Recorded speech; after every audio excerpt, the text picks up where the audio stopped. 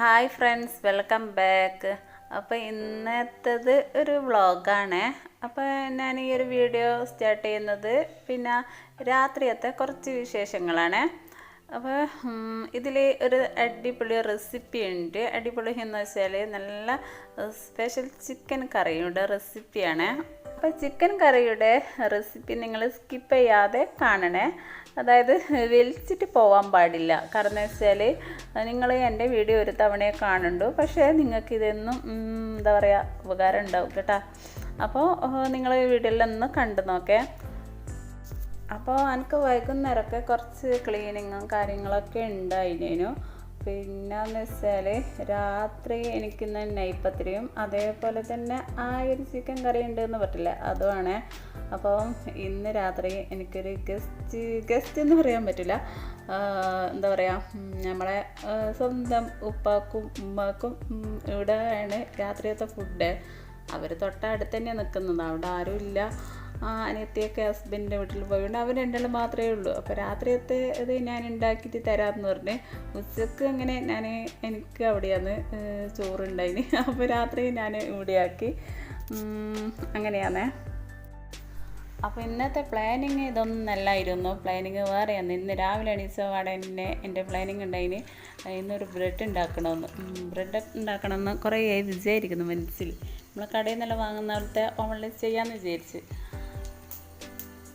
അങ്ങനെ കുറച്ച് കഴിയുമ്പോൾ പെട്ടെന്ന് പുറത്ത് പോവേണ്ടത് വന്ന ഒരാവശ്യത്തിന് അങ്ങനെ ഞാൻ മുകളിൽ പോയി. പിന്നെ പുറത്ത് പോകുമ്പോൾ പിന്നെ എനിക്ക് കുറച്ച് ഫുഡ് ഐറ്റംസൊക്കെ വാങ്ങിക്കാനുണ്ട്, കുറച്ച് കൂടുതൽ തന്നെ വാങ്ങിക്കാനുണ്ട്.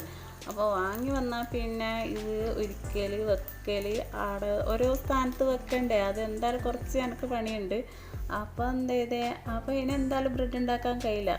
സമയം ഏകദേശം ആയി, ഏകദേശം വൈകുന്നേരം ഒരു 6 മണിയെല്ലാം ആയി. അപ്പം ഞാൻ വിചാരിച്ച് നെയ്പ്പത്തിരിക്ക് ഒരു സ്പെഷ്യൽ കറി ഉണ്ടാക്കാമെന്ന് വിചാരിച്ച്. അപ്പോൾ ഈ ഒരു കറിയാണ് ഞാൻ നിങ്ങളിലേക്ക് പിന്നെ ഷെയർ ചെയ്യുന്നത്.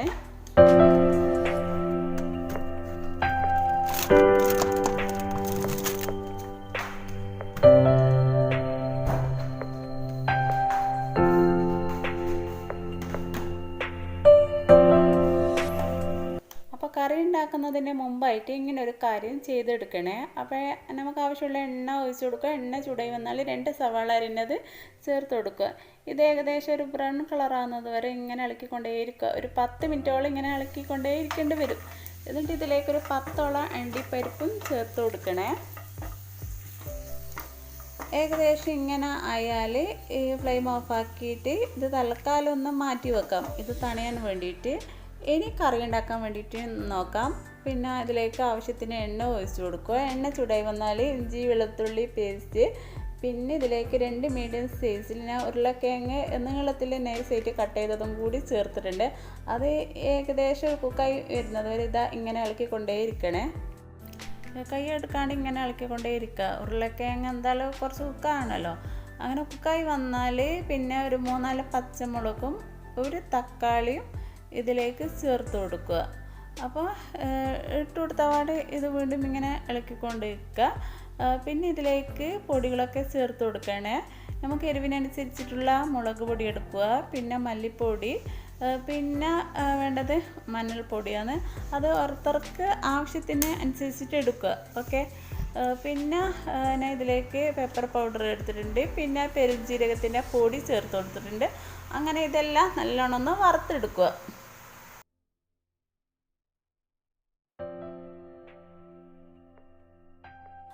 പൊടി ചേർത്തിട്ട് നല്ലോണം വറുത്തെടുത്ത് കഴിഞ്ഞാൽ പിന്നെ ഇതിലേക്ക് ചിക്കൻ ചേർത്ത് കൊടുക്കണേ.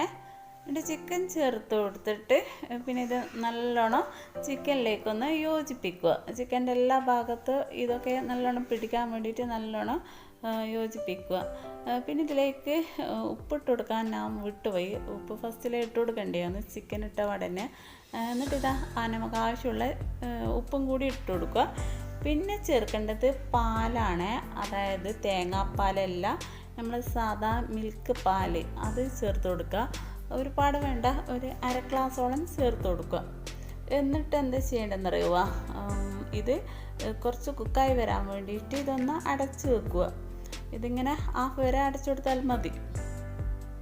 ഇത് പകുതി കുക്കാവുന്ന ആ ടൈം കൊണ്ട് നമ്മൾ നേരത്തെ വറുത്ത് വെച്ചിട്ടുള്ള ആ ഉള്ളിയും അണ്ടിപ്പരിപ്പൊക്കെ ഉണ്ടല്ലോ അത് ഫുള്ളായിട്ട് ഇതാ മിക്സിയുടെ ജാറിൽ ഇതിലേക്ക് മാറ്റുക. ഇതിലേക്ക് മാറ്റിയിട്ട് ഇത് അരച്ചെടുക്കാൻ വേണ്ടിയിട്ട് ഇതിലേക്ക് അല്പം വെള്ളവും കൂടി ചേർത്ത് കൊടുക്കുക. വെള്ളം ഒരുപാട് വേണ്ട കേട്ടോ, അതായത് കുറച്ച് ഏകദേശം. എന്നിട്ട് ഇത് നല്ലോണം പേസ്റ്റ് രൂപത്തിലേക്ക് ആക്കി എടുത്തിട്ട് പിന്നെ ഇത് നമ്മൾ ആ കറിക്ക് ചേർത്ത് കൊടുക്കുക. ആ കുക്കാവുന്ന ടൈമിലാണ് ഇത് ചേർത്ത് കൊടുക്കേണ്ടത്. ഓക്കെ, ഒരു കറിക്ക് നല്ല ടേസ്റ്റാണ്. ഞാൻ വെറുതെ പറയുന്നില്ല, നിങ്ങൾക്ക് കാണുമ്പോൾ മനസ്സിലാവുന്നില്ലേ. പിന്നെ നിങ്ങൾക്ക് എരിവ് വേണമെന്നുണ്ടെങ്കിൽ നമ്മൾ നേരത്തെ അണ്ടിപ്പരിപ്പ് ഉള്ളിയൊക്കെ വറുത്തിട്ടില്ലേ, ആ ടൈമിൽ ഒരു 3-4 പച്ചമുളകും കൂടി അതിൻ്റെ ഒപ്പം വറുത്താൽ മതി, എരിവ് വേണമെന്നുള്ളവർക്ക്. പിന്നെ ശരിക്കും പറഞ്ഞാൽ ഇതിൻ്റെ കൂടെ കഴിക്കേണ്ടത് ഒന്നുകിൽ പൊറോട്ട അല്ലെങ്കിൽ പത്തിരി ഒക്കെയാണ്. ഞാൻ പിന്നെ എനിക്ക് ടൈം ഇല്ലാത്തത് കൊണ്ടാണ് അതൊക്കെ നേരത്തെ കുഴച്ച് വെക്കണ്ടേ, അതുകൊണ്ടാണ് ഞാൻ ഇതിൻ്റെ കൂടെ നെയ്പ്പത്തിരി ഉണ്ടാക്കിയത്. പിന്നെ ഇതാ ഇതിലേക്ക് അല്പം മല്ലിയിലയും കൂടി ഇട്ട് കൊടുത്തിട്ട് ഇത് തിളക്കുന്നത് വരെ ഇതാ നമുക്ക് വെയിറ്റ് ചെയ്യാം. ഓക്കെ, അങ്ങനെ നമ്മളെ സ്പെഷ്യൽ ചിക്കൻ കറി റെഡിയായി. നെയ്പ്പത്തിരിയും ഫുള്ളായിട്ട് ചുട്ടെടുത്ത്. പിന്നെ ഞാൻ നേരത്തെ പറഞ്ഞല്ലോ നമ്മളെ ഉമ്മയും ഉപ്പയും ഉണ്ടെന്ന്, അപ്പോൾ അവർ ഇവിടെ വന്നിട്ടില്ല. അവർക്ക് ഞാൻ പിന്നെ കൊടുത്തേക്കാന്ന് വിചാരിച്ച്. ഇവിടെ തൊട്ട മുറ്റത്ത് തന്നെയാണ്, ദൂരമൊന്നുമല്ല. രാത്രിയാകുമ്പോൾ പിന്നെ എന്തായാലും അവർ അവിടെ തന്നെ കഴിക്കാമെന്ന് പറഞ്ഞുകൊണ്ട് ഞാൻ പിന്നെ അവർക്ക് പിന്നെ കൊടുത്തേക്കാമെന്ന് വിചാരിച്ചു. അപ്പം എന്താ പറയുക, അപ്പോൾ ഇതാണ് എൻ്റെ രാത്രിയത്തെ വിശേഷങ്ങൾ. അപ്പോൾ നിങ്ങൾക്ക് വീഡിയോ ഇഷ്ടമായിട്ടുണ്ടെങ്കിൽ ലൈക്ക് ചെയ്യുക, കമൻറ്റ് ചെയ്യുക, പിന്നെ ചാനൽ നിർബന്ധമായിട്ട് സബ്സ്ക്രൈബ് ചെയ്യണേ. Okay, by.